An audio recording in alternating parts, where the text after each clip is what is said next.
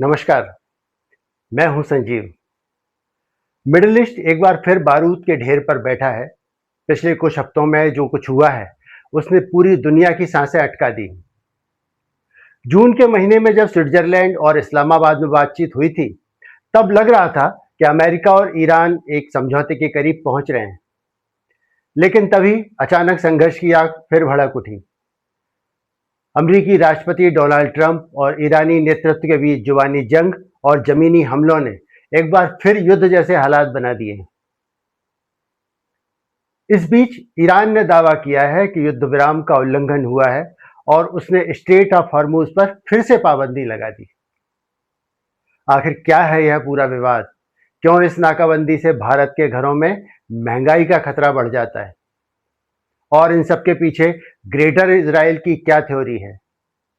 हम इन सारी कड़ियों को बेहद आसान भाषा में जोड़ेंगे। बने रहिए हमारे साथ। सबसे पहले बात करते हैं करंट सिचुएशन की। साल 2025 में दोनों देशों के बीच सैन्य टकराव शुरू हुआ। ईरान के परमाणु ठिकानों पर हमले के बाद 2026 की शुरुआत में कतर, ओमान और पाकिस्तान की मध्यस्थता से शांति वार्ता शुरू हुई थी।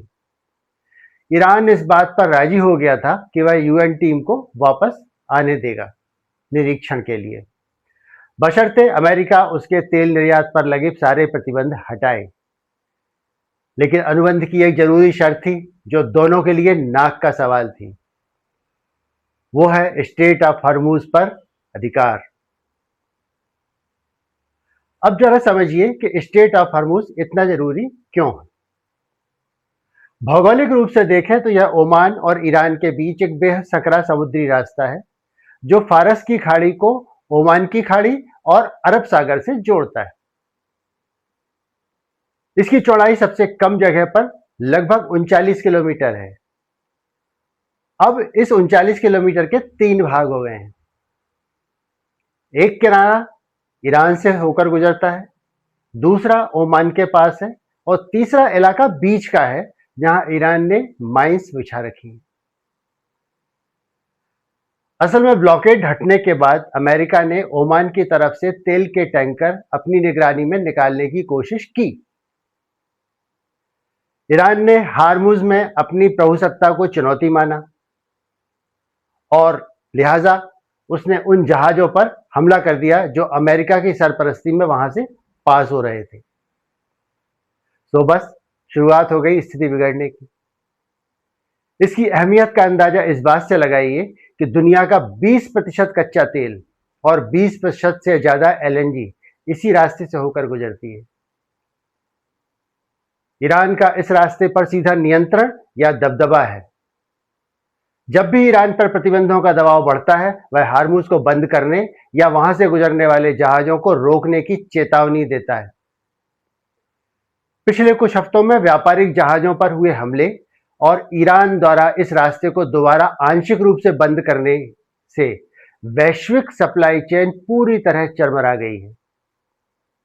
सैकड़ों जहाज फंस गए हैं और कंपनियों को अफ्रीका के कैप ऑफ गुड होप से घूमकर जाना पड़ रहा है, जिससे माल ढुलाई का खर्च और समय दोनों बहुत बढ़ गए। अब सवाल उठता है कि हजारों किलोमीटर दूर चल रहे इस तनाव से हमारे और आपके जीवन पर क्या असर पड़ेगा, यानी भारत पर इसका क्या प्रभाव होगा। मोटे तौर पे इसके 3 बड़े असर हैं। पहला असर ऊर्जा सुरक्षा पर है, क्योंकि भारत अपनी जरूरत का 80% से ज्यादा कच्चा तेल आयात करता है और इसमें से 60% से अधिक तेल इसी हार्मुज के रास्ते खाड़ी देशों मतलब इराक, सऊदी अरब, यूएई से होते हुए भारत आता है। इस रास्ते में रुकावट का सीधा मतलब है भारत में कच्चे तेल की सप्लाई कम होना और अंतर्राष्ट्रीय बाजार में क्रूड ऑयल की कीमतें आसमान छूना।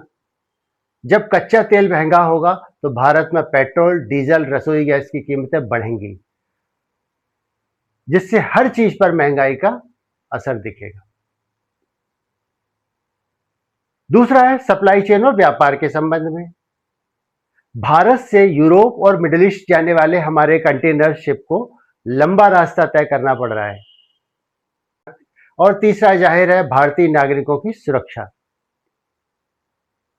खाड़ी देशों में लाखों भारतीय काम करते हैं। हार्मुज क्षेत्र में हाल ही में हुए हमलों में भारतीय क्रू मेंबर्स वाले जहाजों के फंसने की खबरें भी आई हैं, जो भारत सरकार के लिए एक बड़ी कूटनीतिक और सुरक्षा चुनौती है। अब बात करते हैं ग्रेटर इजराइल की अवधारणा की। आखिर यह है क्या? दोस्तों, इस पूरे भू राजनीतिक खेल को समझने के लिए हमें एक और शब्द को समझना होगा, जो अक्सर चर्चाओं में रहता है। उसका नाम है ग्रेटर इजराइल, या हिब्रू में इसे एरेज इजराइल हाशलेमा कहते हैं। समझने की कोशिश करते हैं आखिर यह अवधारणा या कंसेप्ट क्या है। मूल रूप से यह एक राजनीतिक विचार है, जिसकी जड़ें कुछ धार्मिक और ऐतिहासिक संदर्भों से जुड़ी हुई। आज के दौर में इसे एक सांस्कृतिक मुलम्मा चढ़ाकर बेचा जा रहा है। इसके अनुसार इजराइल की सीमाएं सिर्फ आज के इजराइल नहीं, बल्कि ऐतिहासिक फिलिस्तीन, वेस्ट बैंक, गाजा पट्टी आदि क्षेत्रों को शामिल करके देखा जाना चाहिए। कुछ कट्टरपंथी विचारधाराओं में तो इसे और व्यापक रूप में देखा जाता है, जहां पे बाइबल के कुछ संदर्भों का उदाहरण देते हुए दावा करते हैं कि ऐतिहासिक इजराइल की सीमाएं मिस्र की नील नदी से लेकर इराक की दजला फरात नदियों तक फैली होना चाहिए। इसमें आज के जॉर्डन, लेबनान, सीरिया, सऊदी अरब के भी बहुत सारे हिस्से शामिल होते हैं।